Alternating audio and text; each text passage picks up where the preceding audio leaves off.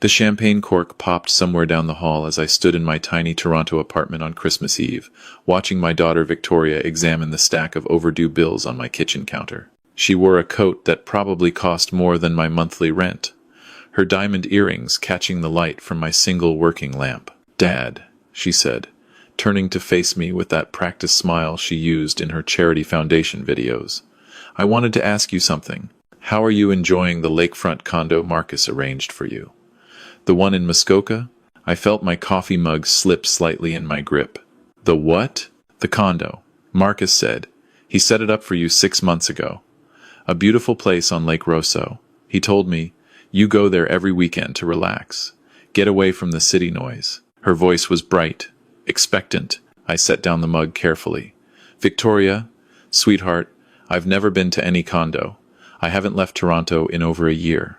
The smile froze on her face. For a moment, neither of us moved. Then I heard footsteps behind her, and Marcus appeared in the doorway, his face draining of color as our eyes met. "But let me back up. Let me tell you how I got here, to this moment that would crack open my daughter's perfect life like thin ice over deep water. My name is Robert Patterson. I'm 63 years old, and I worked for 37 years as a maintenance supervisor for the Toronto District School Board before my knees gave out. I raised Victoria alone after her mother passed when Victoria was only 8. I worked double shifts, sold our house in Rosedale, moved us to a modest apartment in North York. I wore the same winter coat for 15 years so Victoria could have piano lessons, summer camps, and eventually a degree from the University of Toronto. She met Marcus Whitmore at a fundraising gala 7 years ago. He was everything I wasn't: smooth, wealthy, connected. His family owned a chain of luxury hotels across Ontario and Quebec. Within a year, they were married in a ceremony at Casa Loma that cost more than I'd earned in 5 years. I was happy for her, truly. She deserved a good life after watching me struggle for so long. But something shifted after the wedding. The weekly calls became monthly, then occasional. She was busy with Marcus's business ventures, with the charity foundation they'd started together, with galas and golf tournaments, and summers in Provence. I understood. The wealthy lived in a different world. I saw her mostly through social media now. Victoria and Marcus presenting a giant check to Sick Kids Hospital. Victoria and Marcus serving Christmas dinner at a homeless shelter. Photographers capturing every moment. Victoria and Marcus announcing a new scholarship fund for underprivileged youth. I was proud of her charitable work. I really was. Even if she hadn't noticed that I was eating canned soup for dinner 4 nights a week, that my building's heat barely worked, that I'd been wearing the same 2 pairs of pants for 3 years. And now, here she stood in my apartment on Christmas Eve, asking about a condo that didn't exist. Marcus recovered first, his businessman's reflexes kicking in. "Robert, I think there's been some confusion. Let me explain." "What confusion?" Victoria interrupted, looking between us. "Marcus, you told me you set Dad up with the Muskoka place. You showed me photos. You said he loved it there." "Those were photos from the rental listing," I said quietly. The pieces were falling into place in my mind, cold and sharp. "Weren't they, Marcus?" He loosened his tie, that polished composure cracking. "Victoria, darling, perhaps we should discuss this at home." "No," her voice was steel beneath silk. "We'll discuss it here, right now." "Dad, you're saying you've never been to any condo?" "Never." I moved to my small desk, pulled out my calendar. "I've been here every weekend for the past 6 months. I volunteer at the library on Saturdays. Church on Sundays. It's all written down here." Marcus's jaw tightened. Robert might be confused. At his age, memory can... "I'm 63, not 90. I cut him off. "And my memory is fine. Why would you tell Victoria you gave me a condo?" "Because he needed a tax write-off." Victoria's voice was barely a whisper. She was looking at Marcus now like she'd never seen him before. "That's it, isn't it? You claimed it as a charitable expense somehow. A gift to my father." "That's ridiculous," Marcus said, but his voice lacked conviction. "Is it?" Victoria pulled out her phone, her fingers flying across the screen. "I'm on the foundation's board, Marcus. I have access to the financial reports. Let me just check." "Oh God." "Senior housing support for Robert Patterson. $850,000. "What is this?" My heart nearly stopped. $850,000? "I can explain." Marcus started. Then explain. Victoria's hands were shaking. Explain why our foundation's records show we paid nearly $1 million for my father's housing when he's clearly still living in this. She looked around my cramped apartment, really seeing it for perhaps the first time. The peeling paint, the thrift store furniture, the space heater because the building's heating was inadequate. How long, she whispered, how long have you been living like this while I thought? It's fine, sweetheart, I said, though my voice cracked. I get by just fine. But she wasn't listening. She was scrolling through her phone now, her face getting paler with each swipe. The scholarship fund we established in your name. $1.2 million. Marcus, where did that money go? To scholarships. The students? What students? Give me names, Marcus, right now. He said nothing. The silence stretched out like a frozen lake, dangerous and vast. Outside, I could hear carolers singing Silent Night somewhere in the building. Inside, my daughter's perfect world was shattering. I need to see the Foundation's complete financial records, Victoria said, her voice eerily calm. Every transaction involving my father's name. Every single one. Victoria, you're overreacting. We can discuss this after the holidays. We'll discuss it now. Dad, do you have a laptop? I nodded, retrieving my old Dell from the bedroom. Within minutes, Victoria had logged into the Foundation's systems. I watched over her shoulder as she navigated through spreadsheets, her breathing getting faster with each screen. The Senior Medical Fund. $600,000.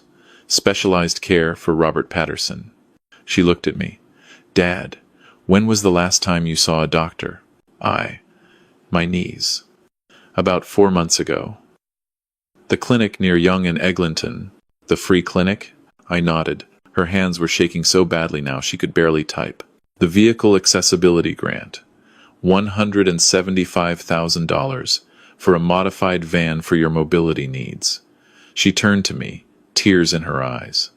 Dad, do you even have a car? I take the TTC, I said softly. The bus and subway? Marcus stood up abruptly. I don't have to listen to these accusations. Victoria, you're my wife. You should trust me over these misunderstandings. Sit down. The command in her voice surprised both of us. I'm not done. There's more, isn't there? The renovation fund. $300,000 for making Dad's home wheelchair accessible. She looked around my apartment again. I don't see any renovations. I don't even see a wheelchair. Your father is being ungrateful, Marcus said, his tone turning ugly. I've been managing the Foundation's finances while you play at charity work. Someone has to make the difficult decisions. Difficult decisions? You've been embezzling from our charity using my father's name. Victoria's voice rose. How much, Marcus? How much in total? You don't understand business. Then make me understand. Make me understand how we raised $4.2 million for various programs to help my father and other seniors, and my father is sitting here wearing a coat with duct tape on the elbows. I looked down. I'd forgotten about the duct tape. I'd been meaning to sew on a patch. Marcus's mask finally slipped completely. Your father chose this life. He could have asked for help. Instead, he sat here in his pride and his poverty, making me look bad at every family function with his shabby clothes and his bus pass. So yes, I used his situation to our advantage. The Foundation needed operating capital. Donors love stories about helping struggling seniors. Your father was perfect for the narrative. Our advantage? Victoria stood up, her whole body shaking. You mean your advantage? You've been stealing from people who donated in good faith, from people who wanted to help seniors like my dad, and you used my father's name, his dignity, his actual suffering to do it. Prove it, Marcus sneered. Prove I took $1 for personal use. Every transaction went through the Foundation. Every cent is accounted for.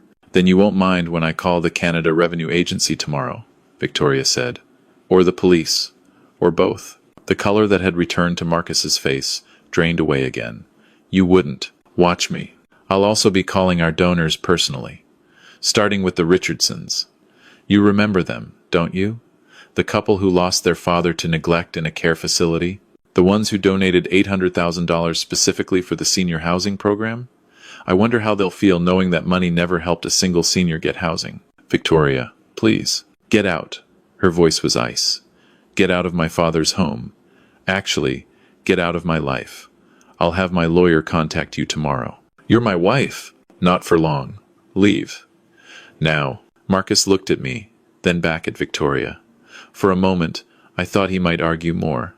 Then he grabbed his coat and stormed out, slamming the door hard enough to rattle the walls. The silence he left behind was deafening. Victoria stood motionless for a long moment. Then she slowly sank into my worn armchair and started to cry. Not delicate tears, but deep, wrenching sobs. "I'm so sorry," she choked out. "Dad, I'm so sorry. I've been so blind, so stupid. While I was posting photos of our charity work, you were here, alone, struggling, and I didn't see it. I didn't want to see it." I knelt beside her, my knees protesting. "Sweetheart, you didn't know. I should have known. I'm your daughter. I should have visited more, called more, actually looked at you instead of just. God, Dad, when was the last time I actually asked how you were doing? Really asked? I couldn't remember. I was so caught up in Marcus's world," she continued. "The galas, the foundation, the image. We were so busy being charitable that I forgot about actual charity. I forgot about you, my own father, who gave up everything for me. You didn't forget. I did. That comment at the last gala, someone said charity begins at home, and I laughed it off. I actually laughed. Meanwhile, you were here, eating canned soup and riding the bus, while we took donations meant to help people like you." She pulled out her phone again, wiping her eyes. "I'm calling a lawyer tonight, and an accountant, and the CRA. Marcus is going to pay for this. Every cent he stole, every lie he told, every time he used your name. Victoria, it's Christmas Eve. I don't care. This can't wait." Her fingers were already dialing, and she did call. Right there, on Christmas Eve, while I made us tea. She called her lawyer, who was surprisingly understanding about the late-night call. She called her accountant, who promised to start an audit first thing after the holiday. She called her best friend from university who worked in financial crimes investigation. By the time midnight struck, bringing Christmas Day, the wheels were already in motion. The weeks that followed were a blur.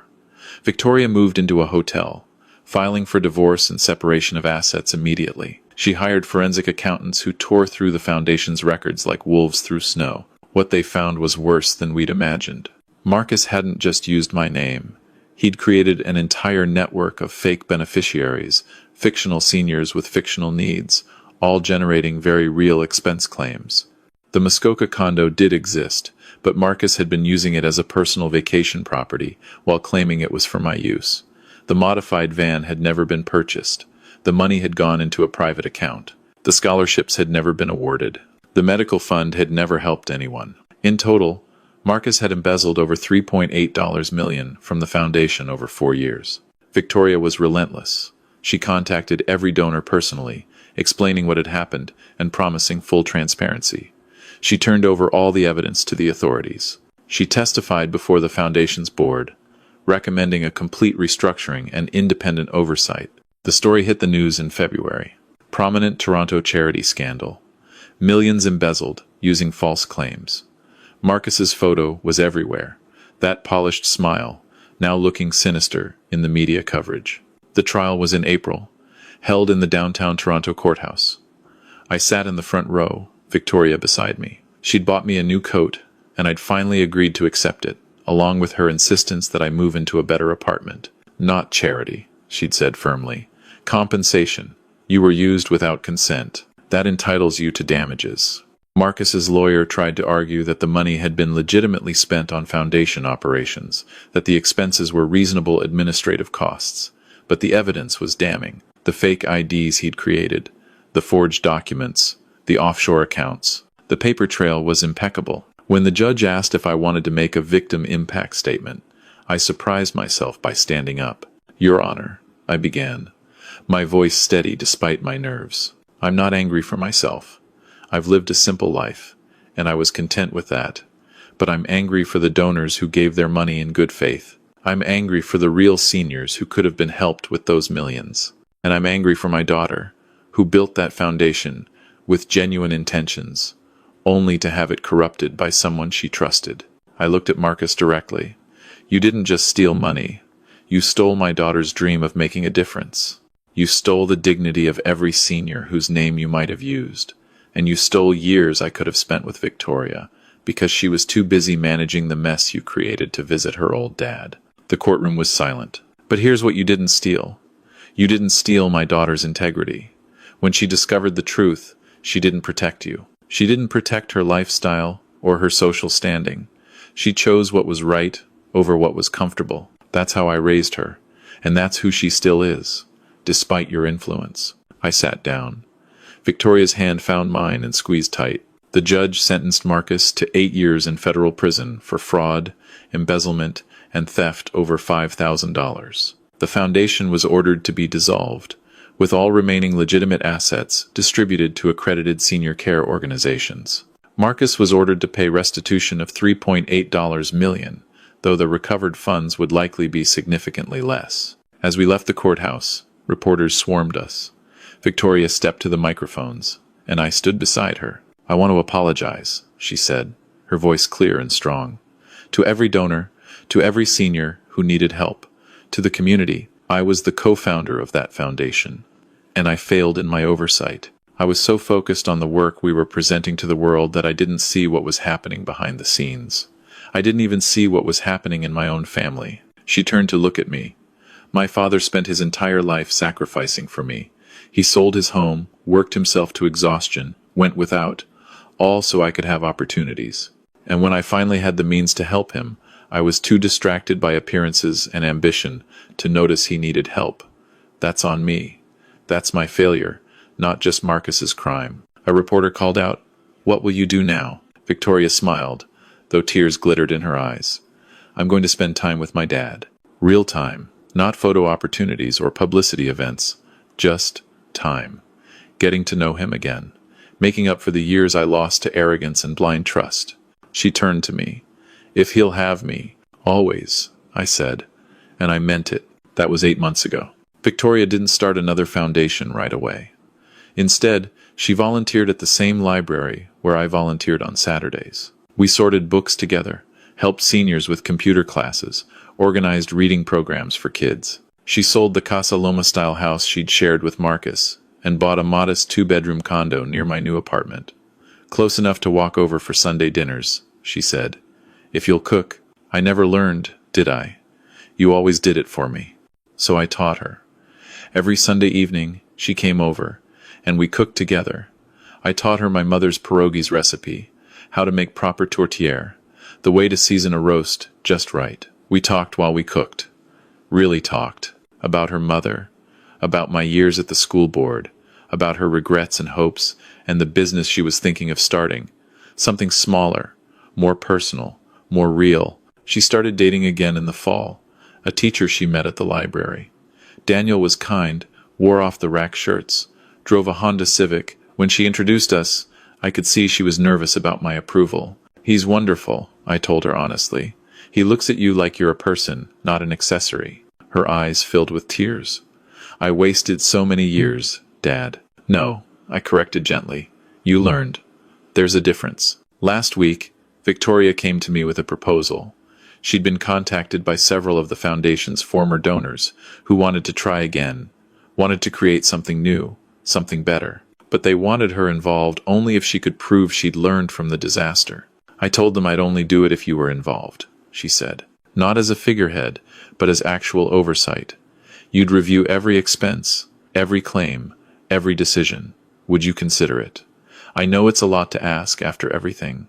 "Yes," I interrupted. "On one condition. Anything. We start small. Really small. Maybe we help one family at a time. One senior. One struggling parent. We get to know them, understand their real needs, follow through personally. No galas, no photo ops, just actual help." She smiled, that genuine smile I remembered from her childhood.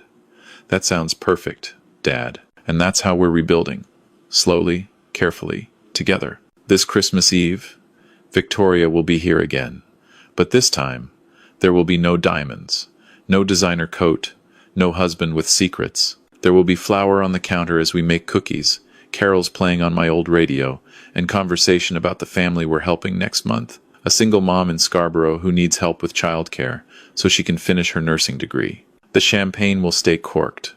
We'll drink tea instead, the way we used to when she was young and the world was simpler. Sometimes the most valuable gifts aren't wrapped in expensive paper. Sometimes they're wrapped in time, attention, and the courage to admit when you've lost your way. My daughter came back to me. Not because of a condo or a car or any material thing, but because she chose truth over comfort, integrity over image. That's worth more than all of Marcus's embezzled millions. That's worth everything.